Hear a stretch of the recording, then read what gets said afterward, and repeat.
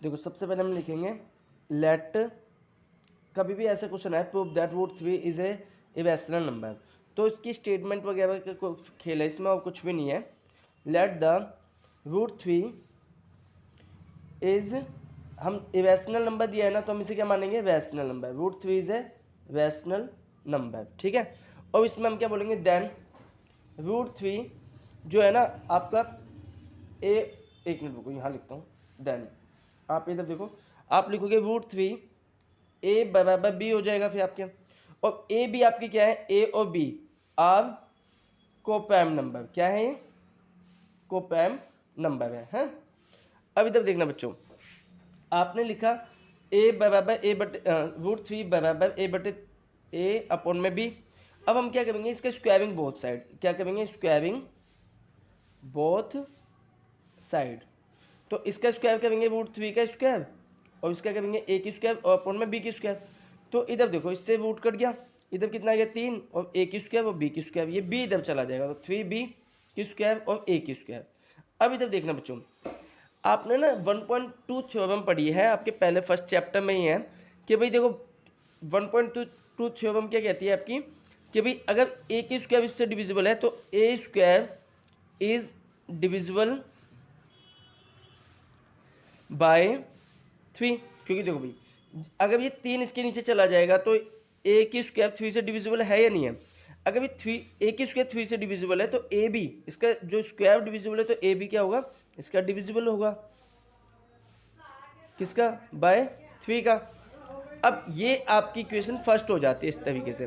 अब आपको क्या करना पड़ेगा, लेट इस ए जो आपने ये सॉल्व किया ना, इस ए बी की जगह पे, ए की जगह पे आप सी लेट कर लो, लेट ए स्क्वायर इक्वल, मैंने ए की जगह में क्या मानूंगा 3c, क्या मान लेता हूँ 3c फॉर एनी इंटीजर, किसी भी इंटीजर के लिए, ठीक है। अब मैं क्या करूँगा, जहाँ पे भी मैंने ए है, जो ए है उसकी जगह में क्या लिखूँगा 3b, और ए की जगह पे क्या लिखूँगा मैं 3c।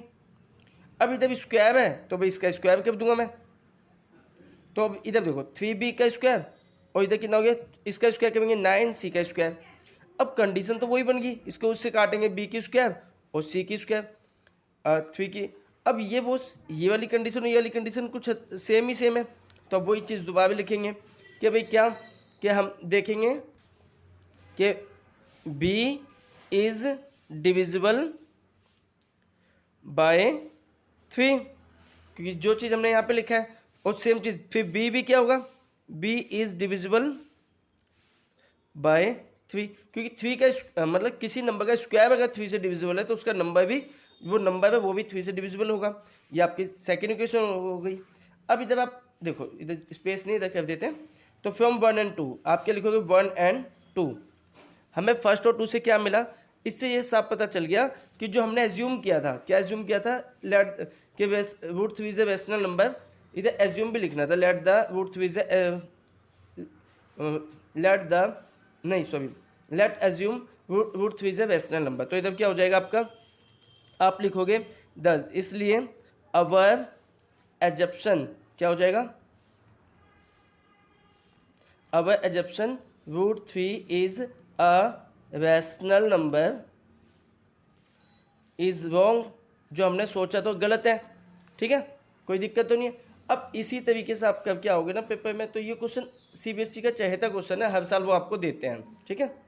अब इधर देखना बच्चों, सेकंड क्वेश्चन क्या है, इसने बोला है root 2 plus root 5 is a irrational number.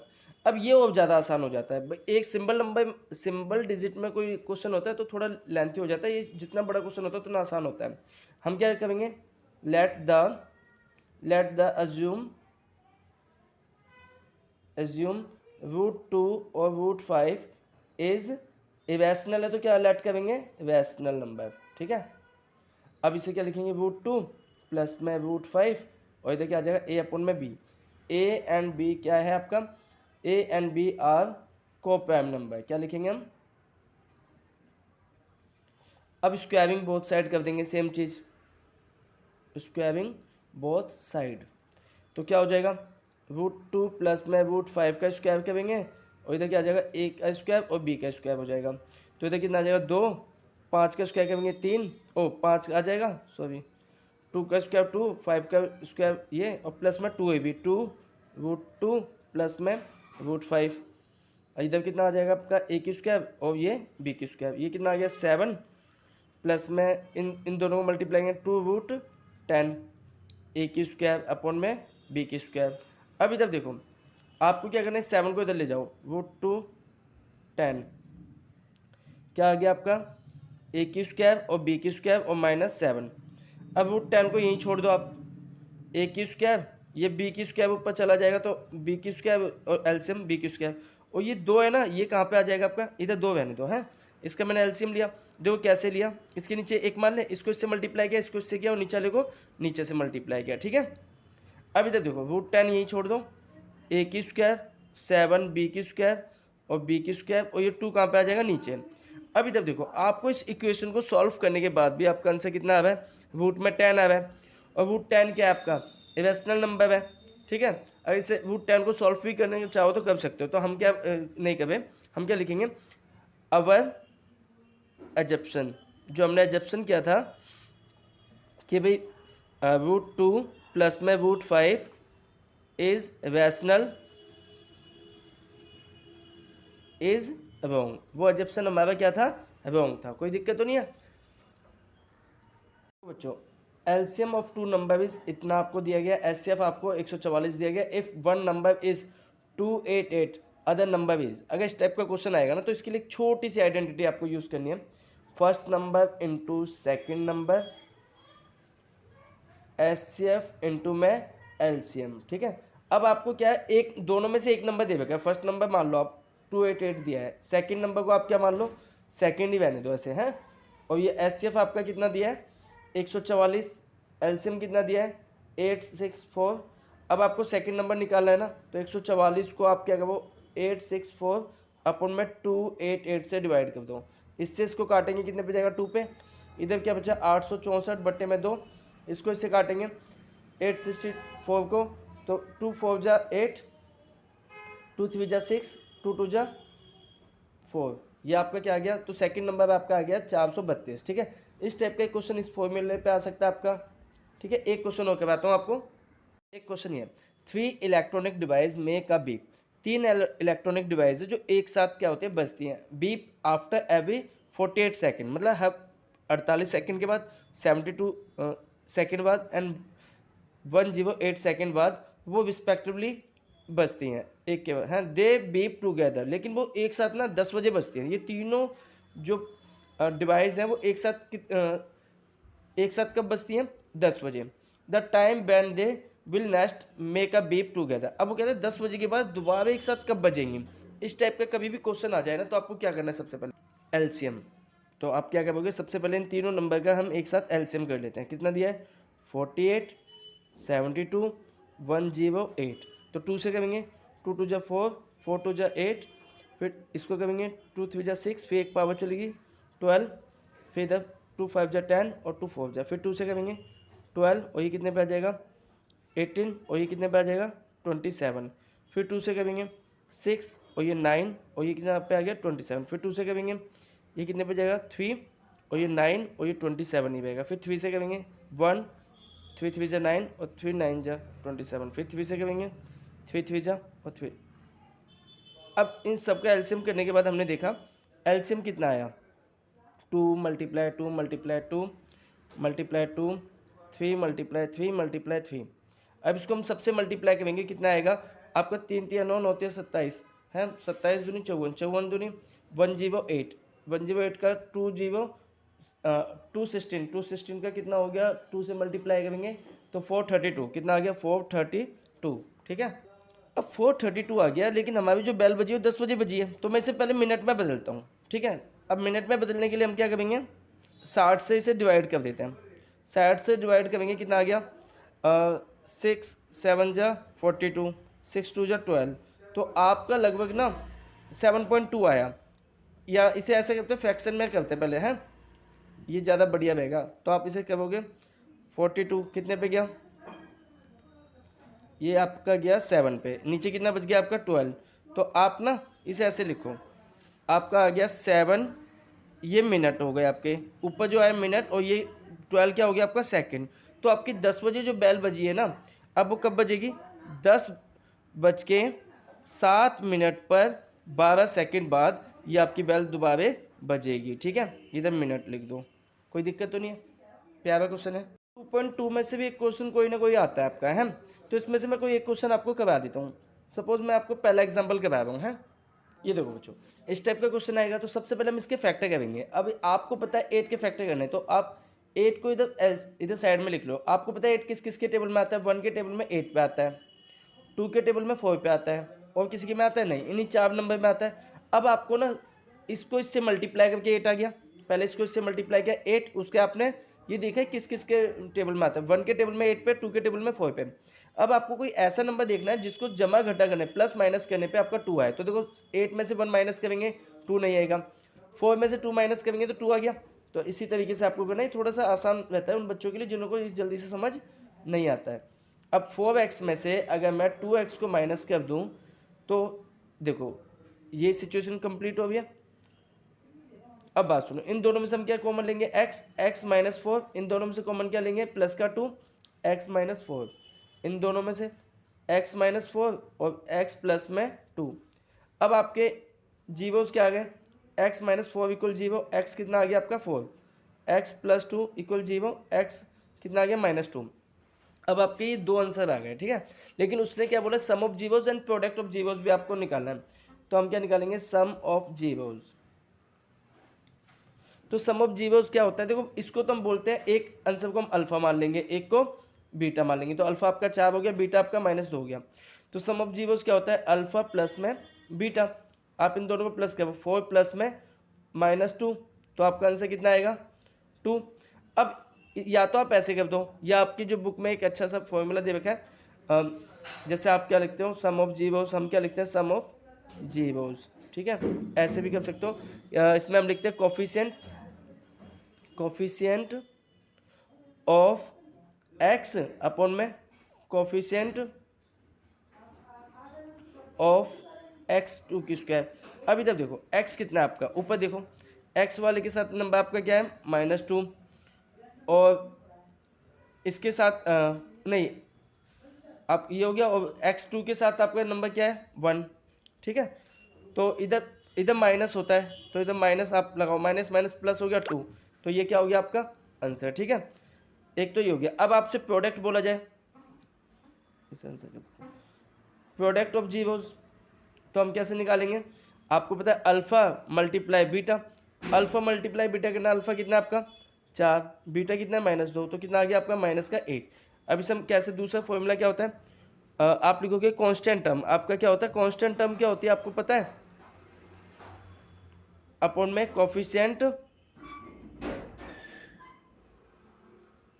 Of x की स्क्वायर। कांस्टेंट टर्म होती है जिसके साथ कोई एक्स वाई जेड कुछ नंबर नहीं होता, सिंपल एक नंबर होता है, उसे हम कांस्टेंट बोलते हैं, ठीक है। तो कांस्टेंट नंबर आपका क्या, जल्दी बताओ, -8, और x की 2 आपके इसके साथ कोई डिजिट है नहीं है, तो 1, तो इधर कितना आ गया -8, क्या हो गया आपका आंसर। या तो आप इस तरीके से सिंपल लिख दो, ठीक है, या आप इस तरीके से भी आप इसे कर सकते हो, जो आपको सुटेबल लगे, ठीक है।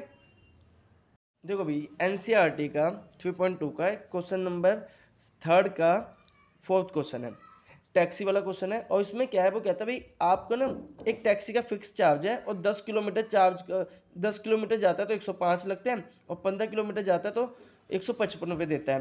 वो कहता है अगर 25 किलोमीटर वो जाता तो कितना उसे पेमेंट करना पड़ता है, ठीक है। तो हम इन्हें कैसे करेंगे, लेट द फिक्स चार्ज, क्या माना हमने x, तो हम क्या बोलेंगे, पर किलोमीटर चार्ज क्या हो गया उसका y मान लें। तो पहली ATQ according to question x plus में 10y, क्योंकि उसने बोला पहले 10 किलोमीटर का चार्ज कितने पेमेंट करता है वो 105 रुपये, तो ये आपकी फर्स्ट इक्वेशन हो गई, ठीक है।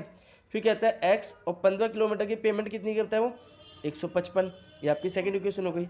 अब हम क्या करेंगे, इसमें से सब्ट्रैक्ट कर देंगे, ये कट गया, 15 में से 10 को माइनस करेंगे 15 में से, तो माइनस का कितने बचेगा 5y, ठीक है।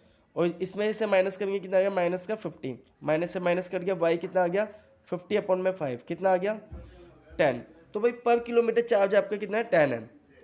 तो भाई value of Y put in first equation,